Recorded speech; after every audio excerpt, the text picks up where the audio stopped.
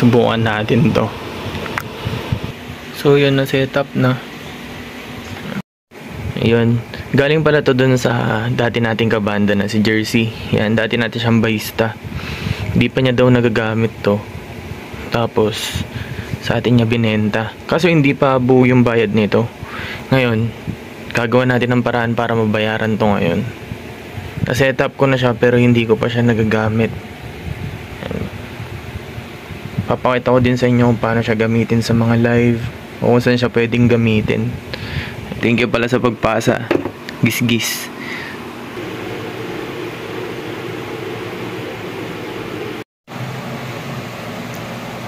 Yan, nakapag-ayos na tayo. Medyo maulan sa labas so kailangan natin ng payong. Yan, magdala tayo ng dalawa. Ito, ibebenta natin to kay Sir Franz. Pupuntahan natin siya sa may Matatalive. Marami pang bayad na tayo, gis-gis. Let's go!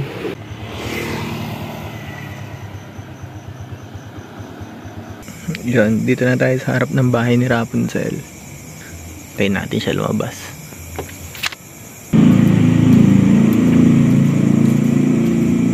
Tumakas na naman to. Panigurado.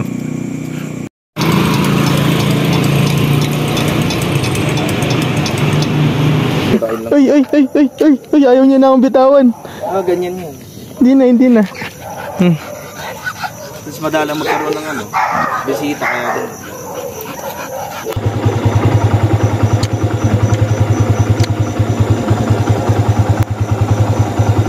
Hindi, dalhin mo na yan.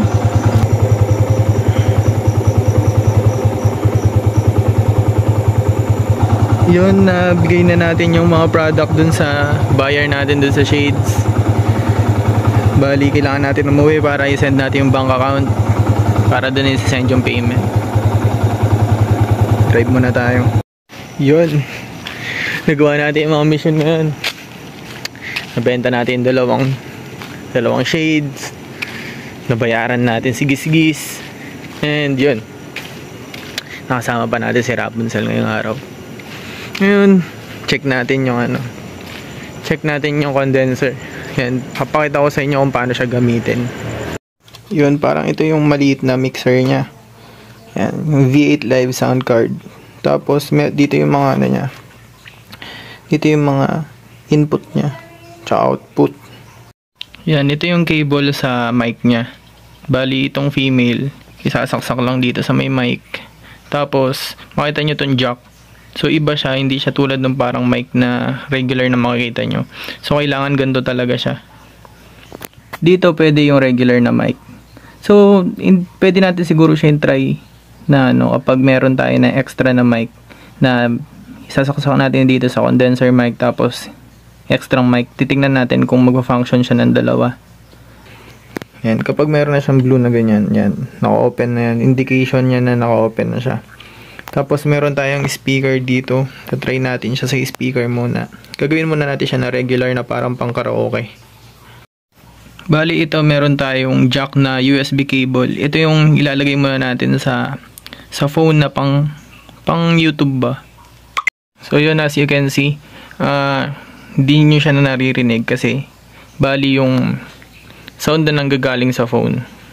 Pumapasok na muna dito pero hindi pa siya may labas. Bali, tatry muna natin siya na isaksak sa speaker. Bali, kailangan muna natin ng speaker. So, meron tayong speaker dito. So, yung speaker natin kailangan na meron siyang AUX. Hindi siya pwede na may Bluetooth. Mas maganda na may AUX. Yun, naka AUX niyan siya. Tapos, kailangan din ng AUX cable. Yan. Ito yung AUX cable niya. Saksak natin dito sa may earphone speaker. Yan. Pasasabog. Yun. Tangina mo lifestyle, araw-araw Sunday. Kami ang giant dito, parang Andre. Kung parang pang karaoke lang, pang party-party lang, hindi ka magre-record.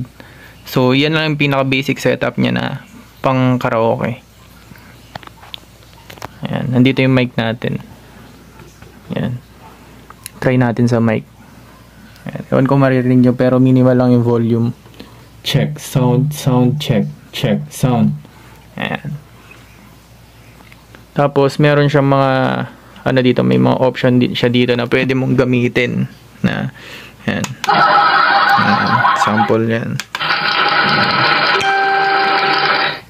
Yun. Yun yung pinaka-basic setup niya na parang pang-karaoke. Nakita pa ako na isang USB jack dito, buti na lang. Try natin na isaksak dito habang nagre-record naman. Kung ano yung quality niya. So, hindi ko din alam kung ano yung magiging quality niya. Ngayon ko palang malalaman. So, itong Live 2, pwede mo siyang gamitin na pang another monitor pa rin to. So, parang same lang siya dito. Same lang siya dun sa parang gagamitin nyo pang YouTube.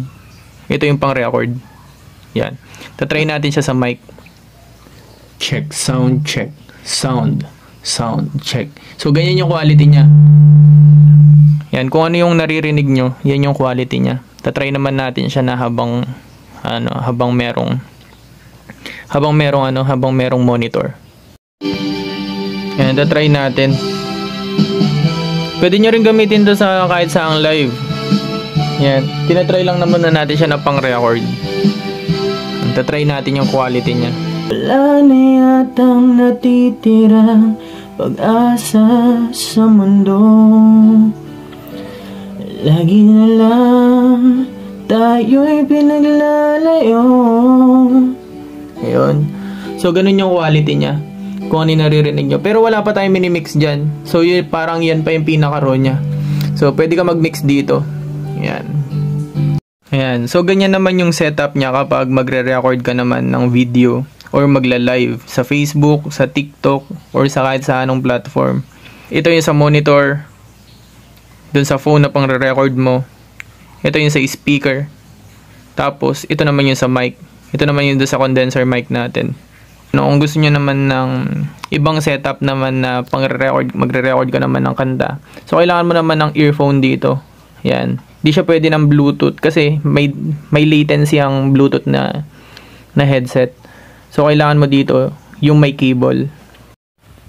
Ito sa features niya naman na to. Basic features lang naman to. Karamihan, alam naman na to. So, ito yung magiging ano niya sa mic, volume ng mic, echo. Tapos dito, yan, yung kung ano yung mga regular na nakikita nyo lang din sa ano, sa kahit anong ginagamit nyo na mixer. So, basic setup lang to ng mixer. Yan, pero ang maganda lang dito, meron siyang mga ano, meron siyang pang-enhance lang din ng ano ng boses. Yan, meron siyang electro, pitch blend, elimination, shockwave, MC, and dodge. Yung mga yan, pwede mong pagsabay-sabayin din yung mga yan. Pero hindi lahat. Yan. Yan.